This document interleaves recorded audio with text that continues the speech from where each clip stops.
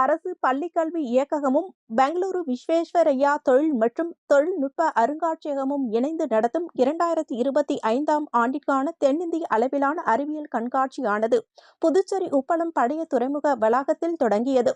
25ஆம் தேதி வரை நடைபெறவுள்ள இந்த தென்னிந்திய அளவிலான அறிவியல் கண்காட்சியினை துணைநிலை ஆளுநர் கைலாஷ்நாதன், முதலமைச்சர் ரங்கசாமி, அமைச்சர் நமச்சிவாயம் ஆகியோர் கலந்து கொண்டு கண்காட்சியினை துவக்கி வைத்து மாணவ மாணவியர்களின் பல்வேறு படைப்புகளை பார்வையிட்டனர். கல்வித்துறை ஆணையர் மற்றும் செயலர் ஜவஹர், பள்ளிக்கல்வித்துறை இயக்குநர் பிரியதர்ஷினி, இணை இயக்குநர் சிவகாமி மற்றும் துறை அதிகாரிகள், ஆசிரியர்கள் கலந்து கொண்டனர். இக்கண்காட்சியில் புதுச்சேரி, தமிழ்நாடு, கர்நாடகா, கேரளா, ஆந்திரா மற்றும் தெலுங்கானா ஆகிய 6 மாநிலங்களைச் சேர்ந்த இடைநிலை மற்றும் உயர்நிலை பிரிவுகளில் மாநில அளவில் நடைபெற்ற அறிவியல் கண்காட்சியில் வெற்றி பெற்று தேர்ந்தெடுக்கப்பட்ட மாணவர் தனிப்பிரிவில் 80 படைப்புகளும், குழு பிரிவில் 52 படைப்புகளும், ஆசிரியர் பிரிவில் 58 படைப்புகளும் என மொத்தம் 190 அறிவியல் மாதிரிகள் மற்றும் கண்டுபிடிப்புகள் காட்சிப்படுத்தப்பட்டிருந்தன.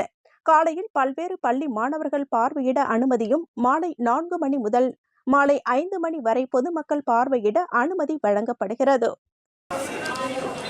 They detected that thing and it's a rain detector and they calculate how the mountain is good or bad. That time is calculated same day or other.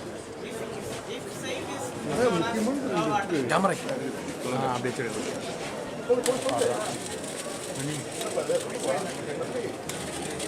explain அப்புறம் இது ஆப்போக்காக பிரசன்ட் ஏரா அனுப்புது சார். ஸோ இது கூட நம்ம எப்படி electric supply sensor இருக்கு. Electric supply sensor இருக்கு. நம்ம கிட்ட இங்கே ஒரு 12 வோல்ட் பேட்டரி இருக்கு. ஒரு AC to DC கன்வெர்ட்டர்.